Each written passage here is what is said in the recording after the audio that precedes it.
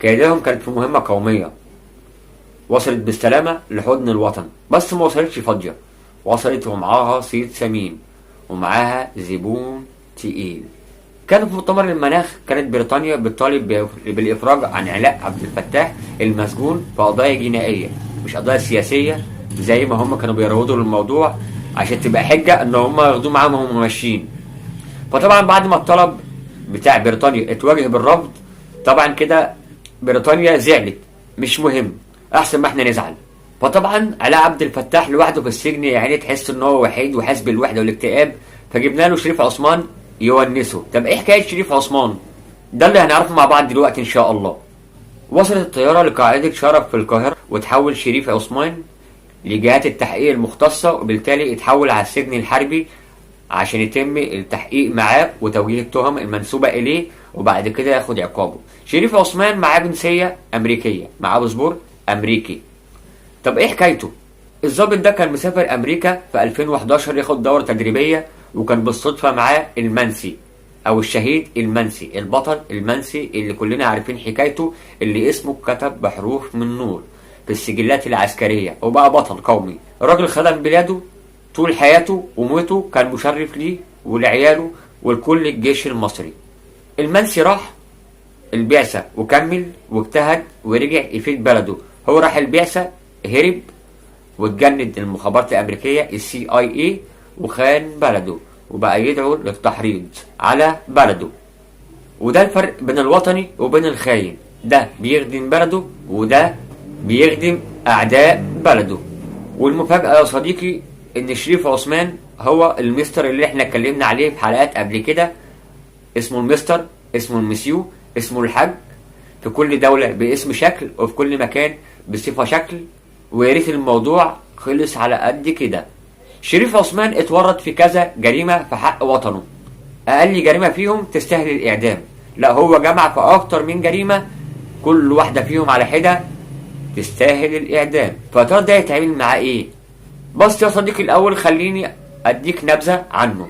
شريف عثمان لما سافر أمريكا اتخلى عن البعثة العلمية اللي هو كان رايح فيها أو التدريبية اللي هو كان رايح فيها، واترمى في حضن أعداء مصر، اترمى في حضن المخابرات الأمريكية CIA اللي بدورها جندته ضد بلده، واتجوز مواطنة أمريكية وخد الجنسية الأمريكية وبقى معاه باسبور أمريكاني يتعمل له 100,000 حساب. بس هل يا ترى الكلام ده هيقف قدام تحقيق أهدافنا؟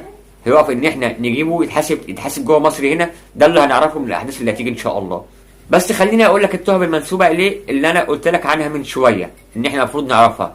واحد، سنة 2011 كان بيحرض الضباط بتوع الجيش وبتوع الداخلية إن هم يكسروا الأوامر العسكرية، ودي لوحدها تهمة تستوجب الإعدام. يعني العسكري أو الجندي في ميدان المعركة اللي يكسر الأوامر بيتضرب بالنار، وده بروتوكول عسكري متعارف عليه في كل الجيوش العالمية مش في مصر هنا بس، لأن تكسير الأوامر في وقت الحرب خيانة، وإحنا دلوقتي في حالة حرب.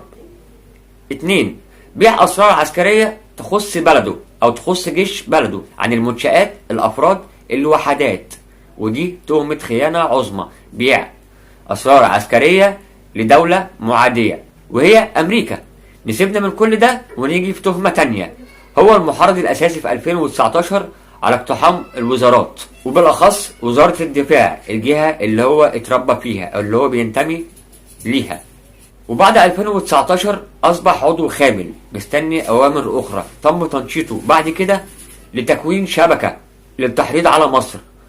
والشبكة دي بتضم أكتر من عضو، منها محمد علي، محمد ناصر، نرمين بكتيريا، أنا آسف نرمين عادل، وغيرهم.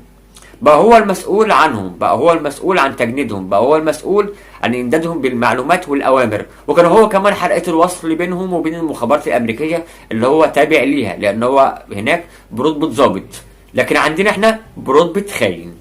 وكمان صديق شخصي الاتنين، خالد أبو النجا الممثل اللي كانت تصريحاته بتهاجم الدولة المصرية في الفترة الأخيرة، ده واحد. اتنين، عمرو واكد اللي هو من أشد أعداء الدولة المصرية، اللي هي ملهاش سبب العداوة دي، هو فلسطيني ماله بمصر، ما يدافع عن بلده، لا ده ساب قضايا بلده ومشاكل بلده وجاي مش يدافع عن مصر، لا بيهاجم مصر. طب ايه مصلحته بكده؟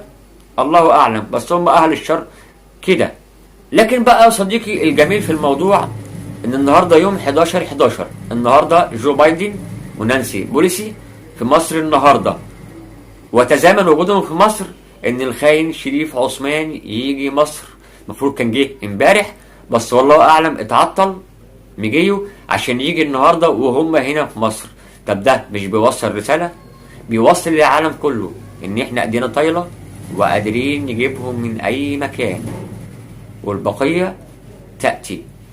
رسالة لكل خاين ولكل عميل: انت تحت عينينا وتحت ايدينا، وتحيا مصر.